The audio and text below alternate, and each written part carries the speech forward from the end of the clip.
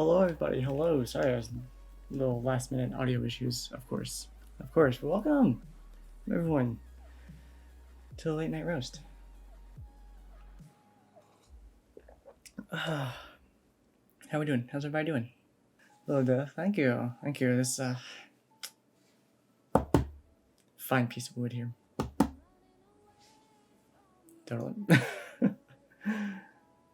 Kind of nervous. You're nervous. My name's all over the show.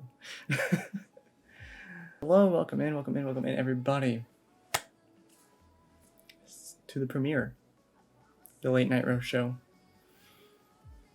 Twitch's, I think, first. This might be a first late night style talk show, where we'll cover some creator news, some social media news, and we bring on different guests who are creators also that have projects going on. We have events coming up or that have happened or have hit some kind of milestone or something. Just see what creators of all sizes are up to around here. This is something I wanted to talk about tonight, and it's fitting because I almost did it. Twitch announced their new shield mode. Now that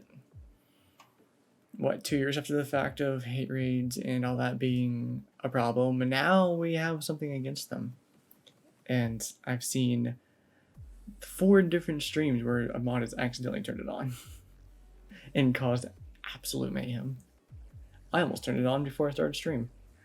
And fittingly enough, they announced that within days of Discord announcing you can now stream on Discord and get a 90-10 pay split.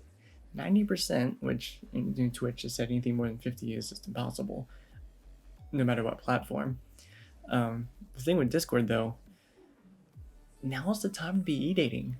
You can make bank just on a video call with your partner.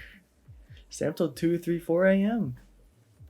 They're incentivizing people to stream. If you stream like 15 minutes, I saw a promo. If you stream for 15 minutes, you got like different drops for a game, and you got like added stickers for your server and boosts. And 15 minutes.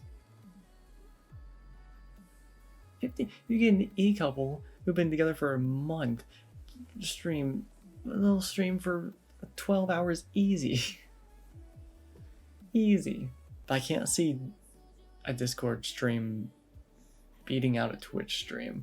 Honestly, Discord is the kind of like, this isn't for content, this isn't for anything, it's just a place for us to hang out. Like, it's where you do movie nights and watch parties and, I don't know, it's just, I feel like that's as important as it is to a content creator in their space, it's the one like non-monetized like push content area. This is like the hub. For community nights, that's true. But it doesn't add any extra exposure. That too. Like, I know you can search for servers, but on Discord, like, how many people are doing that, really? Honestly. I saw Saturday morning, I know we're swinging topics here, but Saturday morning, America was eliminated from the World Cup by the Netherlands. So for another 4 years at least, it's football. It's called football. But the World Cup is the one thing that every American can come together on every 4 years. It's the one thing. Anybody who was busy lost 3K on it? Oh man, I would, as well as America was doing, I would not have bet on America. They were doing well, but they were doing too well. I think it's a matter of time. It's a matter, unless we get like top 4, then I start putting money on them. 3K, damn. No, I'm talking about, I feel like I enjoy going to a sporting game. I went to my first one this year. It was a lot of fun, actually. It was really cool. Excuse me, I do enjoy watching it too. I played It was my first sport ever. I played in grade school. It was fun. But the rest of the world wins. It's officially football for the next 4 years until 2026. We can try again. As gung ho as America is on calling it soccer, though, I'm surprised it wasn't something they slipped in like post World War II. They're doing all the paperwork, sorting out the countries. Like, okay, we agree to this. This country agrees to this. We didn't slip in the paperwork somewhere. They're like, well, we're saying we won, so we're just gonna change this. This is soccer now, real quick. Just sneak that in there real quick. Right under, like, we won't massively bomb any countries anymore. Also, football is now soccer. Just sneak it in there real quick. Also, tomorrow starts. So Fortnite had their new season launch yesterday. There was the event Saturday. New season launch yesterday. Tomorrow is when every other game's new season starts. Destiny, Overwatch. I think Fortnite still has more going on tomorrow, actually, to keep up with them. Pokemon Go just had a new, like, everything has a new season coming up. So if you have any friends who play Fortnite, Overwatch, Destiny thing religiously, send them food, send them water, check in on them, stop by their place, let their relatives know, like, they're okay. They're just not going to be seen for about a month or two. Everyone's got to grind out everything. Overwatch's new hero launches tomorrow. That on paper sounded really like overpowered, busted, and all the creators that got to play him early today are like, nope, he sucks. He's very underwhelming. Like, Roadhog is still better, Zarya is still better. Someone was trying to argue Ryan is like still better in certain situations. So don't play. I guess he won't be in comp for 2 weeks, but probably don't touch Ramattra in comp for like a month or so. Just a little heads up for everybody. And if you're gold and under, just don't touch comp because you will have Ramattra throwing all your games. Ryan is just good at Brawl now, right? Yeah, pretty much. But even then, still, like, a good Roadhog player will outplay the Rhine 11 times out of 10. All right, everybody, I'm going to go ahead and take our first break here. And when we get back, we'll talk with Corey. Thanks for being here, everybody. Appreciate it. Welcome back, everybody. Welcome back. The first guest of the show, self-proclaimed gamer, writer, Twitch mod, anywhere and everywhere, I'm pretty sure. From the Forest of Secrets, we have Koryuusei. Oh, as soon as I click the button. There we go. So what's up? What's new? You can introduce yourself to the people if you'd like as well. Yeah. Hi, everybody. I'm Koryuusei, aka Kory. Love the bow tie thing. Well, it seemed like a snazzy thing. I felt like I should dress up a little bit. Oh, I'm glad I'm not the only one. And, it looks good with, like, it everything I wear. But yeah, so, as Asa said, I'm a Twitch streamer, writer,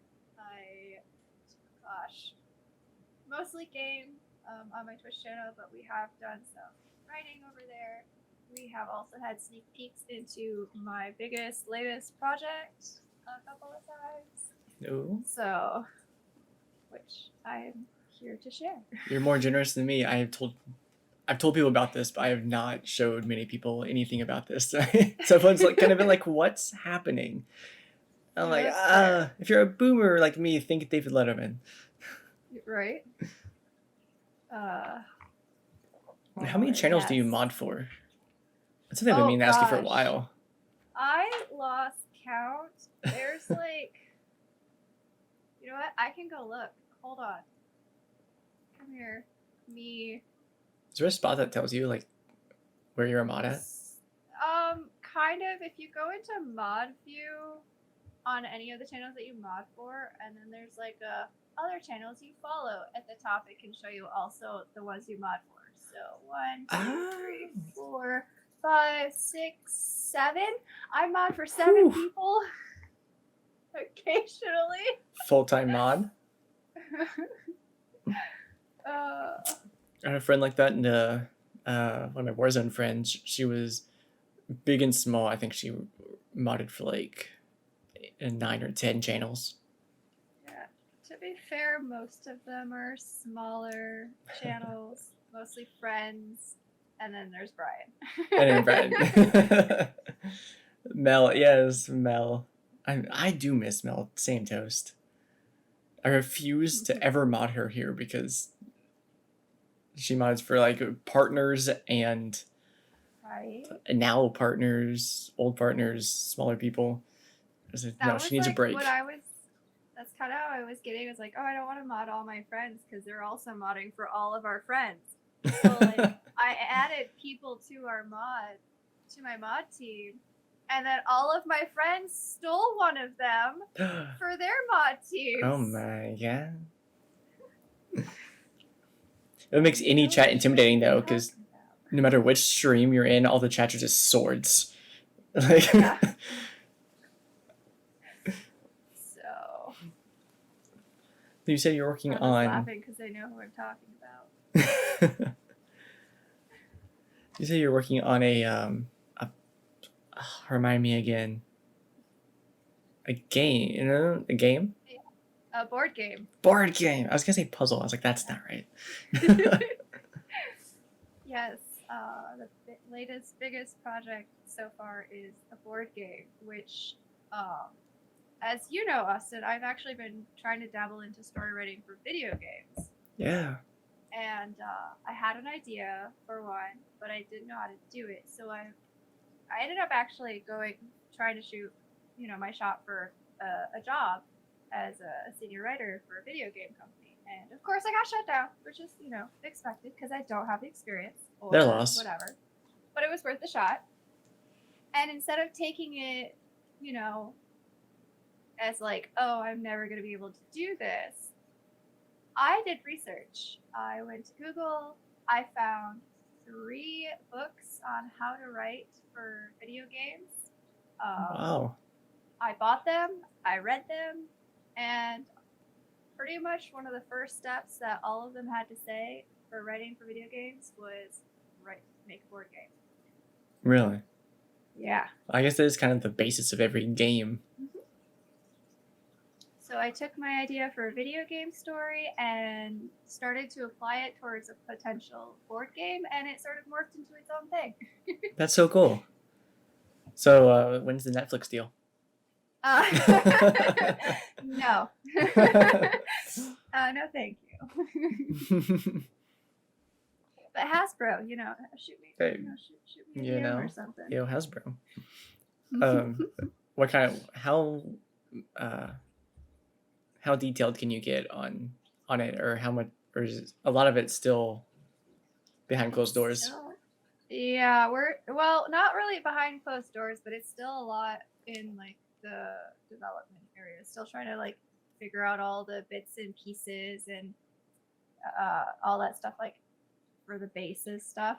Mm-hmm. We did like a brainstorming session on stream. I did like an actual like let's build the map for the board game on stream.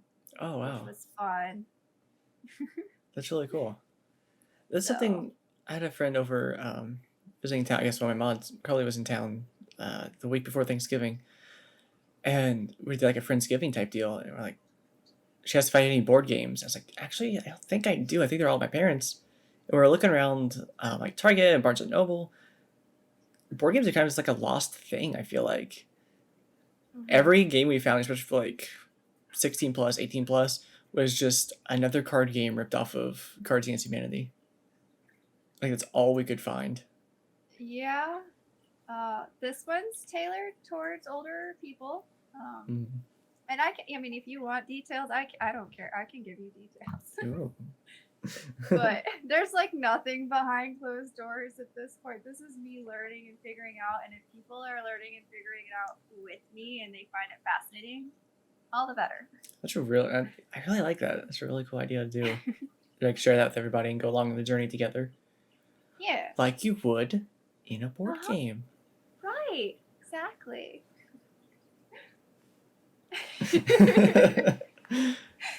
So what's the theme? What's it about? So basically, what I have is it's a board game with two parts. You have the first part that's kind of like daily life, right? Mm-hmm. You start off with like 5 task cards, and you start off with like X number of spoons. Have you heard of the spoon theory? Like, I forget the full name of it, but like. I hear people say that. I have no idea what they're talking about. I just assume they mean like they don't have the energy, mental capacity. Exactly. Okay. It's a tool that I know like people in the neurodivergent community use to describe like how much energy they have to do things and stuff like that. Mostly talking about mental energy, but you know it could also go towards other things. As far as I'm aware, I've been trying to do research so I can do this game justice, so like it actually makes sense in the application. So like when you start off you have to build a character, and the main thing about this part is I wanted to make this like replayable and have every experience be different. So every time you play, your character can be different. And depending on what you do to build this character, like the kind of job they have, their relationship to money, their relationship to friends and family, would determine how many spoons you have. And also determine how you might have to spend those spoons in the game to complete your daily tasks. Gotcha. So that's just the one side of it.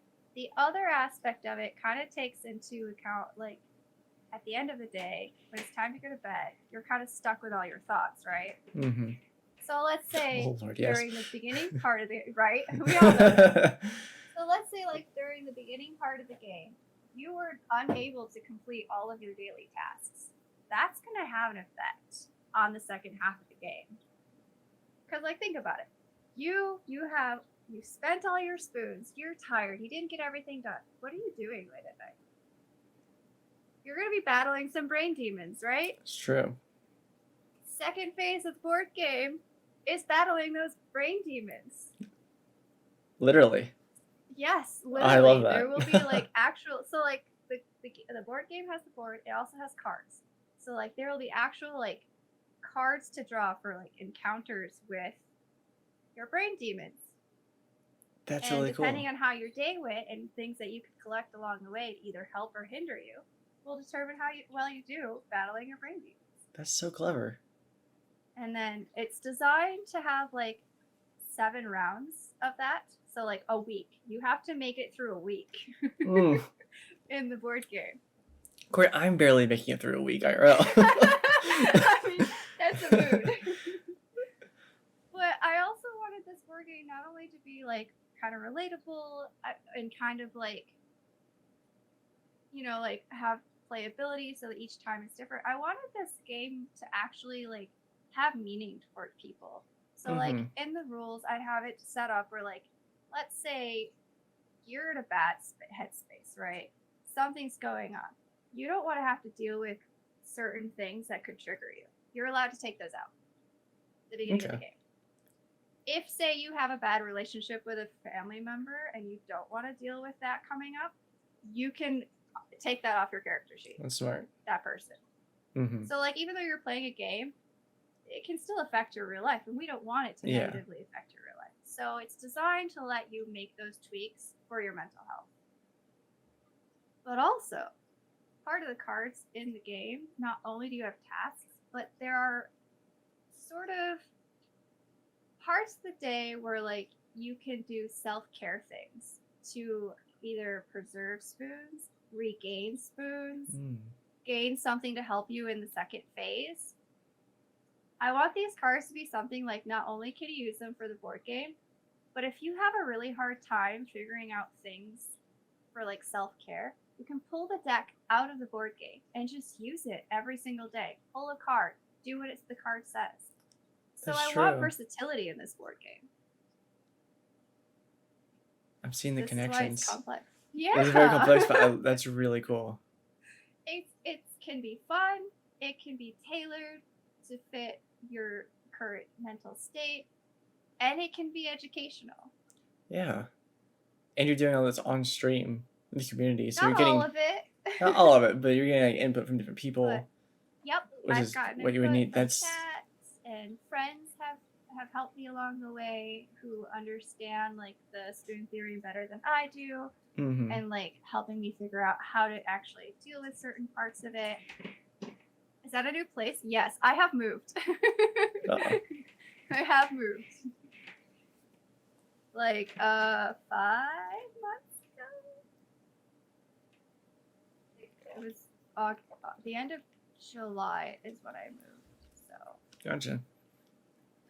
I was looking through clips and I was like, I feel like I was looking at 3 different places. I mean, same for me. If you go through my channel, there's like 4 or 5 different places, but yeah, like I think with I started with one setup. Then we had like there was a leak in the ceiling in my apartment, so I had to move all of my stuff because like all of my expensive equipment was right near that leak.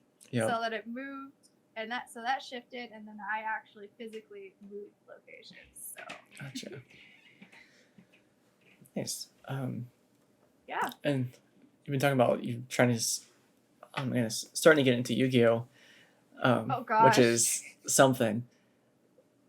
But I feel like, is that kind of, maybe not right now, because I know you're still learning a lot, but do you think that could be some kind of influence towards like the battling demons part?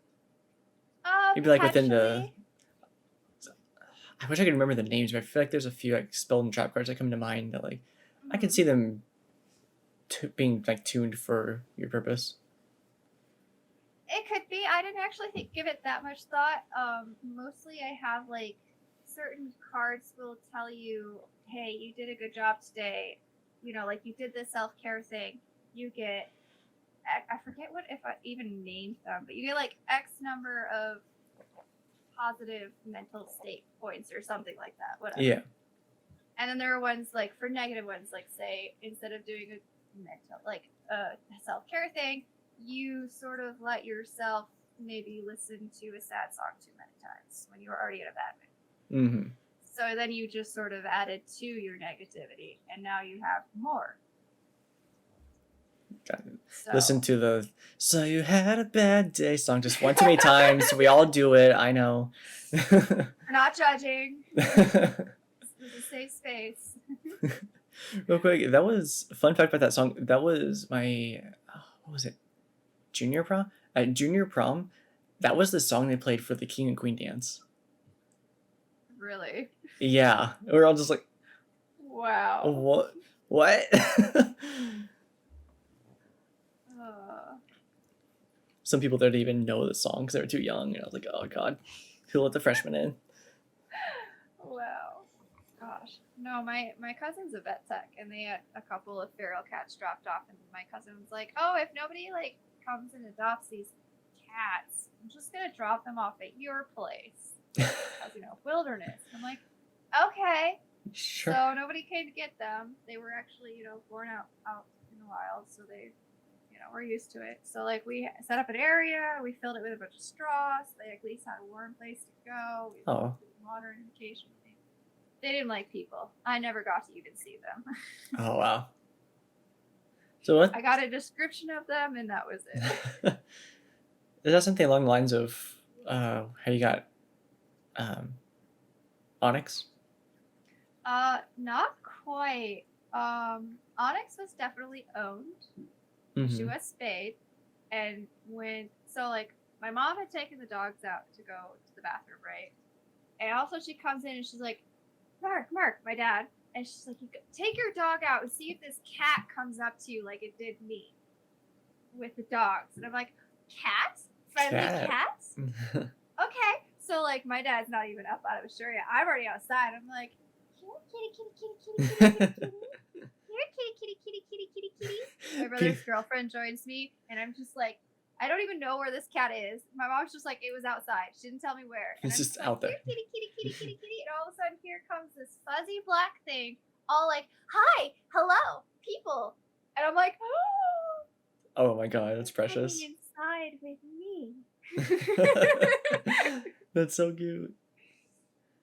that's how that happened. I love you're doing the kitty call, and Peanut just looks at you like, "What? I'm right here. What?" I know. She's like, please don't call another one. Yeah. I can't take it. They're invading, mother. Hi, baby. You're not kitty kitty. You're Peanut. Yeah.